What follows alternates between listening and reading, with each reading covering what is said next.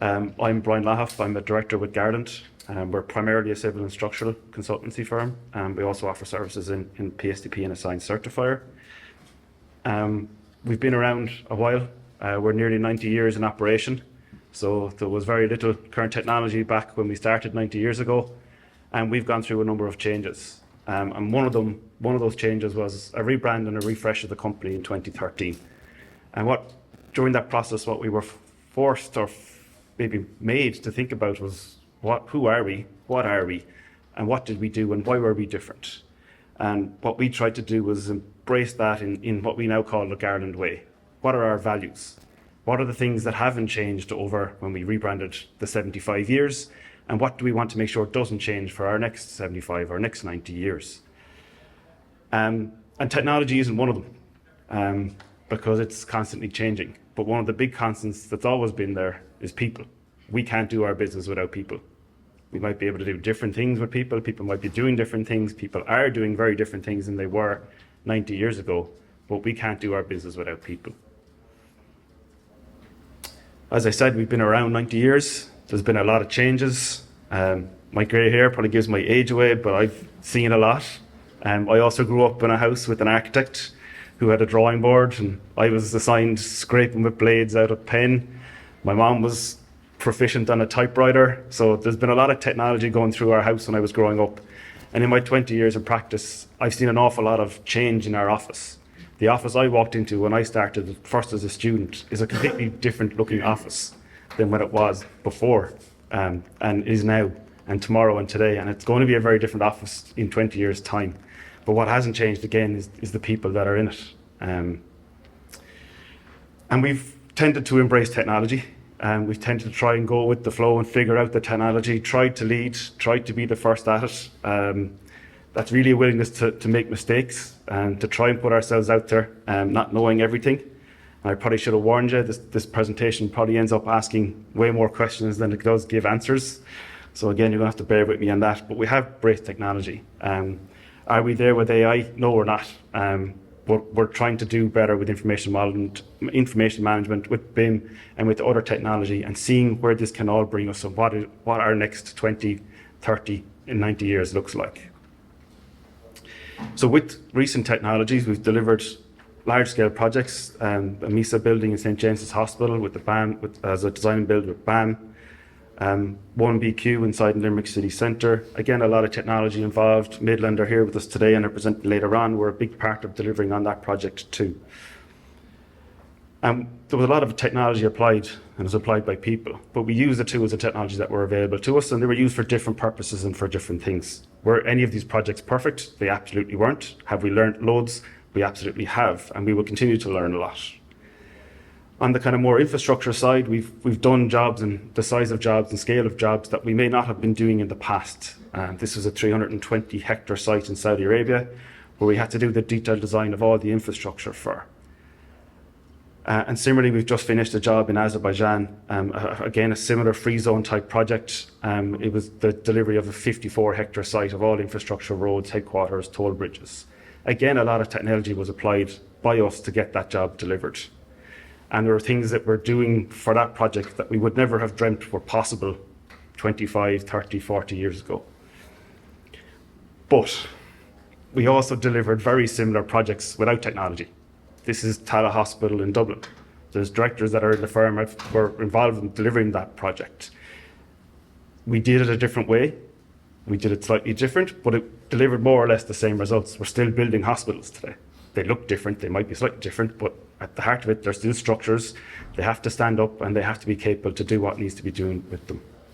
And again, not too far from us here, we were involved in the delivery of Shannon, which is a 500 hectare site, which has 50 kilometres of road. And again, there was very little technology, there was no CAD, there was very little technology that was used to apply, but we still got it built. Similarly with Raheen, again out the road, 180 hectares of a site. Again, a site which has grown and is now pretty much completely full and developed. Before you get me wrong, I'm a big tech evangelist. I think this will be our future. This is what my day to look like. I want to go into an office or a room and I want to be able to look at things, and I want to be in Star Trek. I want to be on the USS Enterprise That's what I grew up with. That's what my future looked like, what it was going to be. And I think that's where we will be. And AI is going to be a big, huge part of that now. Like when we realized, and what I realized, what ChatGPT could do was like groundbreaking. And the potential and the possibilities which we're seeing today is fantastic. Being able to get that really awkward client question from a tender and throw it into ChatGPT and at least have 50 to 70% of the answer ready for you that I would have slaved over for 3 hours in the past has made a difference to my life. But what can we do? What's possible? And that's what we need to find out as an industry together. I did a presentation a couple of years ago to a group of ACI graduates, and this sign was in the lift as we were going up, and that presentation was more about building information modeling. And I'll update the text a little bit if you'll forgive me, but automation does not need to be our enemy. I think machines can make our life easier for people if people can not let the machines dominate them. I think for me, the one thing that we've maybe lost from the old school projects, I'll call them, the projects where we used to deliver without technology, was we used to figure out what we needed maybe more in advance. We used to plan more in advance. We used to figure out what we needed to do.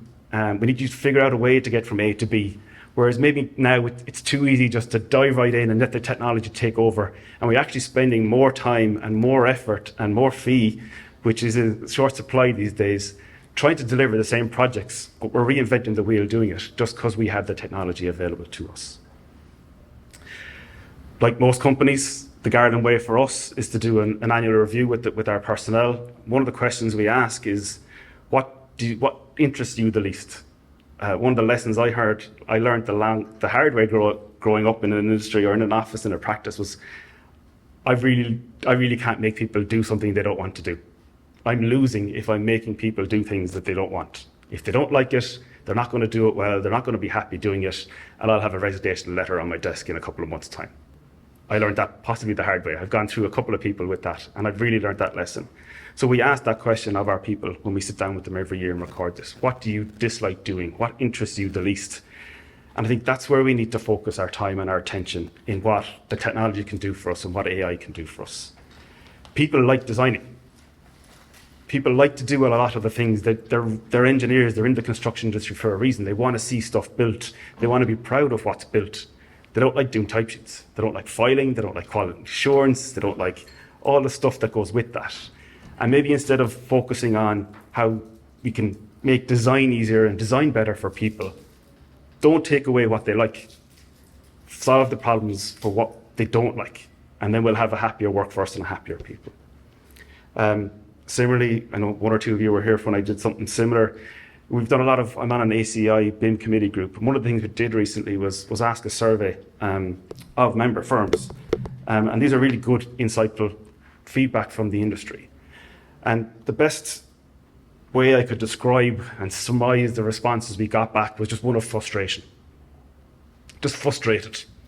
How is it taking longer to do things now than we used to do in the past? How can we have to repeat the same thing over and over again? How can we keep changing stuff? The technology is there to adapt to help us do it, but it still takes time and effort every time we do a change. How can we make the industry better? How can we all work better together to avoid the work? And for me, that's really looking back into the past a little bit to figure out what were the tools, tips and tricks and tools and things we did that made projects work.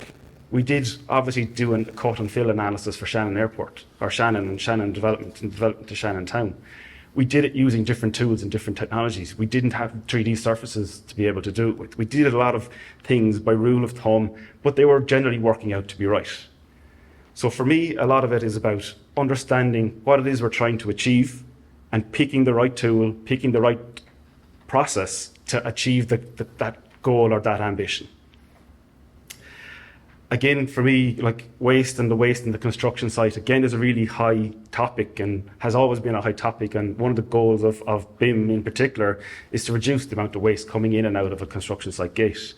What we're not really focused on enough, and that's probably our fault as a construction engineering industry, is how much waste goes on in a design practice or any consultancy practice. How much rework goes unseen.